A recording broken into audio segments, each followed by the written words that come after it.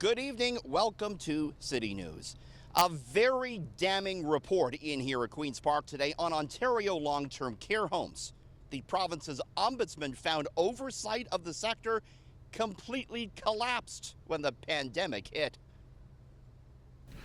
The ministry had no plan or guidelines for how to do inspections during a pandemic, so none were done for 7 weeks. Ombudsman Paul Dubé found the ministry overseeing care homes was caught totally unprepared and unable to ensure the safety of residents and staff during the first wave of the virus. Inspectors stopped inspecting for long periods of time. They feared for their own safety, understandably. There was a lack of PPE available to them. They didn't have the training in infection prevention and control. What was the most egregious thing you saw during your investigation?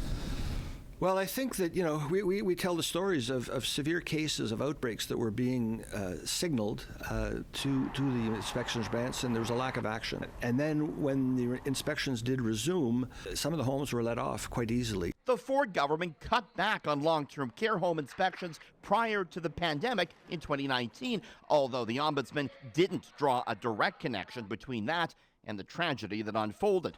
From March of 2020 to April 2022, 4,335 residents died in Ontario's long-term care homes. It led, Dubé said, to endless horrific stories. For example, Peter complained 3 times about the lack of COVID infection control and his mother's worsening conditions at the home. And again, after she died, an inspection was not done for 6 months. Rahim complained 3 times about a home's lack of COVID infection control, putting both his parents at risk. His father died and his mother was hospitalized. The ministry ultimately inspected the home, but took more than 2 months to issue an inspection report. The Ombudsman made no distinction between for-profit and public long-term care homes, but the interim Liberal leader believes for-profit homes exacerbated the problems. The private industry has lobbied very, very hard to reduce the number of inspections. And that's not good. It's not good for residents. It contributed to what happened here. Is it solely the reason that we had the problems we had in long-term care? No, but it didn't put us in a good position. The NDP's long-term care home critic not shy to point the finger at the government.